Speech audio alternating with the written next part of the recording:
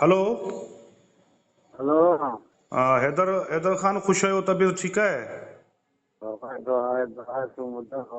सब ख़ैर है। इलियास थरी पियो ॻाल्हायां। महिरबानी। कहिड़ी ख़बरचार है? कीअं भला इलाज तुंहिंजो कीअं पियो हले?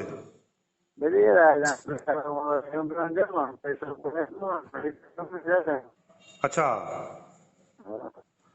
पैसे जो मसलो है। हाओ, सकाफ़त खातो या कोई सरकारी सतह ते को नुमाइंदो पहुतो आहे? अञा कोई कोन पहुतो यार। अच्छा, हाणे डॉक्टर छा था चवनि?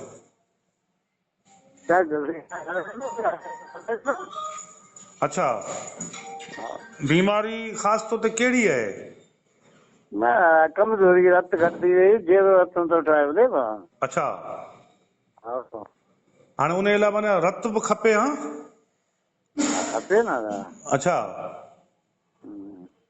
माना हिन महिल ताईं कोई सरकारी तौर ते कोई हुकूमती सतह ते कंहिं कोई मदद कोन कई आहे? न यार न। अच्छा, आयो हुन में प्राइवेट अस्पताल में ई न? हा, छाछे जी कोरी अस्पताल इलाज उन में हो, हुतां निकिरी आयो घर आयो। घर अची आयो? हा यार, माण्हू छॾो हुन में छा करियां।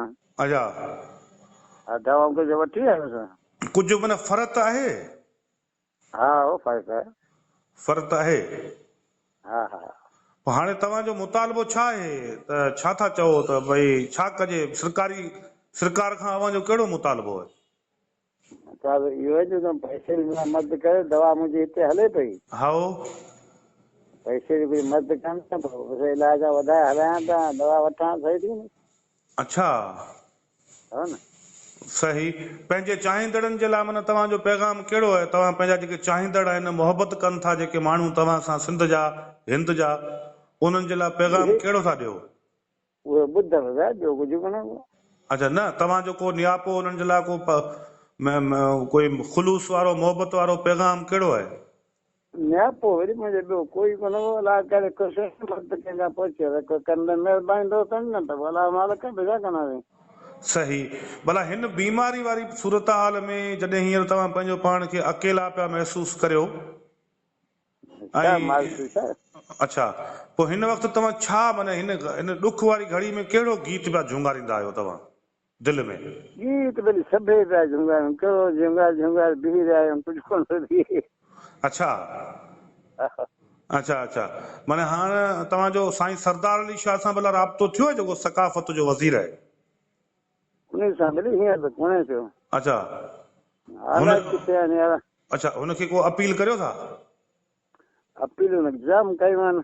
अच्छा, छा कयो? कहिड़ी अपील आहे? इंतजाम ॾिना मुंहिंजी मदद कयो। हा, हो न। अच्छा, छा माना उन में माना तव्हांजो मुतालबो छा आहे त भई केतिरी मदद थियणु खपे जो तव्हांजो इलाजु रेग्युलर माना मुस्तक़िल हलंदो रहे?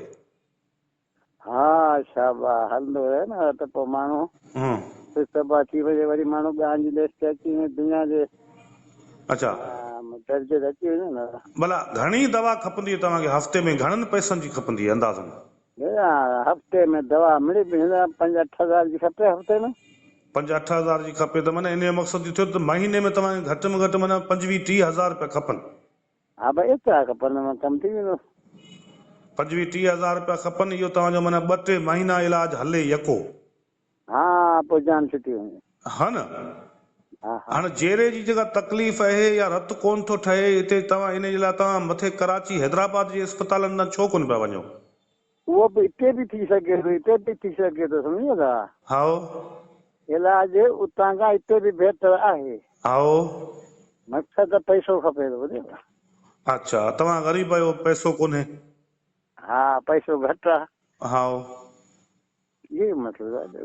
पोइ हाणे तव्हांजा ॿारड़ा बच्चा उहे बि सभु परेशान त हूंदा? ज़रूरु, ईअं त आहे। अच्छा, माशाअल्लाह, बसि तव्हांजी महिरबानी, तव्हां सां राब्ते में आहियूं।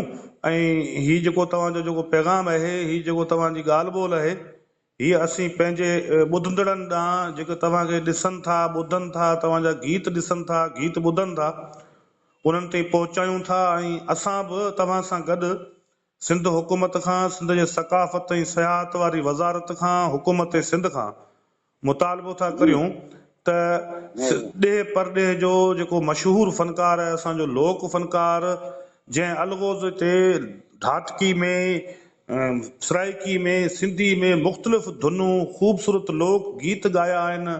सिंध जे झर झंग में, ॿाराड़ियुनि में, औरतनि मर्दनि में, ॿारड़नि में, नौजवाननि में हिक ई वक़्तु तमामु घणो मक़बूल जेको फ़नकार आहे उन जी हयाती खे बचायो वञे, हैदर रिंद जो सरकारी ख़र्च ते इलाज करायो वञे ऐं हुकूमत सिंध इन मामले जो फौरी तौर ते नोटिस वठे त जीअं हिकु असांजो क़ौमी सरमायो, असांजे मुल्क जो, असांजे सूबे जो जेको क़ौमी सरमायो आहे उहो उन जी ज़िंदगी महफ़ूज़ रही सघे, उन जी ज़िंदगी में बहितरी अची सघे, हू सिहतमंद हूंदो त असांखे नित नवां ख़ूबसूरत गीत वरी ॻाए ॿुधाईंदो। तव्हांजी महिरबानी।